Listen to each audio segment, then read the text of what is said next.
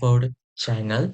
So in today video, I'm going to teach you how to use Angular Signal in a simple and beginner friendly way. We build a small project, it's a card system, completely using a Angular Signal without any weird subject or RxJS library.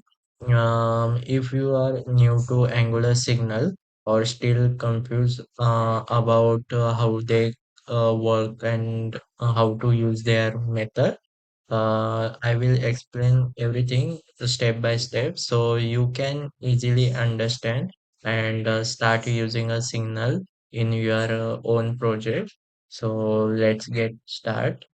Let's start with the product overview of our project. This is my store, and inside the app we have two main components: product and cards. On the product page, we display list of six products. Each product card show the product name, category, price, and the add to cart button. We When the user clicks add to cart, that specific products gets added to the card.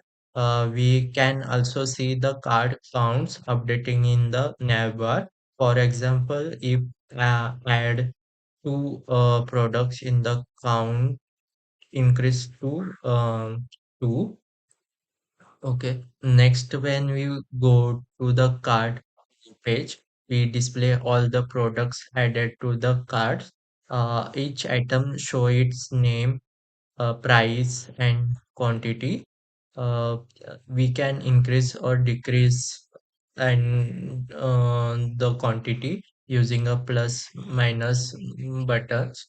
And the total amounts updates automatically.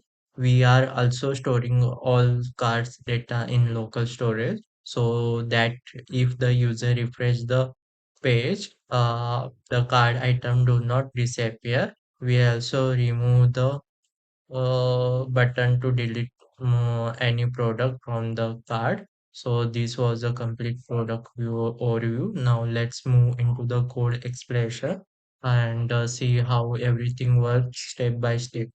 Created over a card project. We are using a Angular 20.3.6. When creating a new Angular project, we simply run the command, which is a ng-new and the project name. After the project, we generate the three components: card components, navbar components, and the product components. We also create a card services. Next, we a, set up a routes inside the app routes.ts. Here we define two main routes, one for the product component and one for the card components. In the app.html,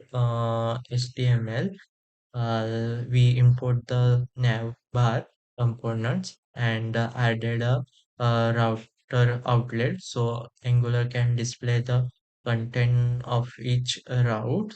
Now let's move to the navbar component. So in the navbar.html, uh, we create a simple navigation uh, bar using a Bootstrap framework.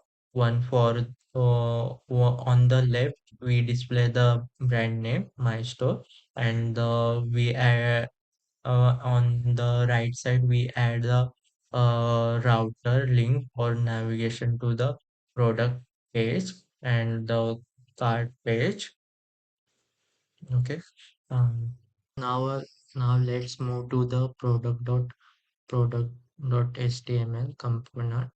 Inside this component, we are displaying all the products from our products array.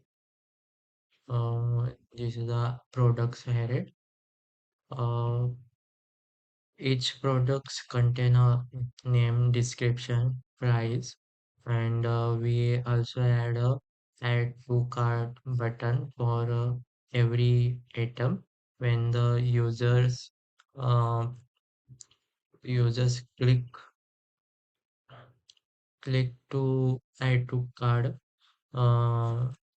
this functionality add to cart functions and passes the selected product. This function we uses for injected card services to handle the card card logic. Go let's go to the card component. So here we list all the products added to the cart. We show the products a name, a price, quantity, and the total calculation. We also add a button to increase, decrease, and remove item from the cart. Now, the most important part, we jump to the card.service file. Here we write all the functions. At the top of the file, we input the signal from Angular core. Then we created a single to store our card item. So the basic syntax of signal look like this. The we declare a count variable and we declare a signal method and with the initial value is 0, similar to here we call uh, signal signal we call and uh, initialize the load card function. See the it we in that function uh, we get the data from local storage and check the see if any data already exists. If data is present, we return it. If not, we return a empty array. So now back to the page, uh, product page. So here when we add to cart, click on the add to cart. This function is called add to cart. So in that function, this dot card is a signal variable we store in the item variable. Uh, then we check the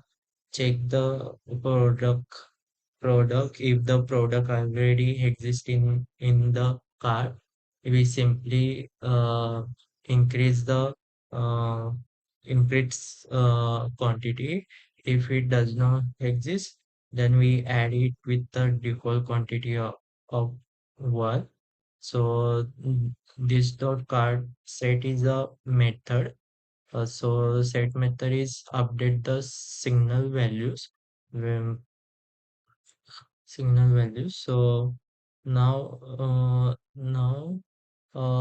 another function method is a effect. So effect method is runs automatically whenever whenever the signal changes. So whenever we add, remove, increase or decrease item, the effect function is triggered, perfect for updating a local storage or recalculating a totals. So finally we use a computed uh, signals, so recalculates value whenever it depend on single changes. For example, we use computed to calculate the total price uh, whenever we update products quantity or add remove item. The total price updates automatically. So this is how signals help us manage the entire card logic, clean, reactive, and without we using a behavior subject or RxJS. So this is a Angular signals work.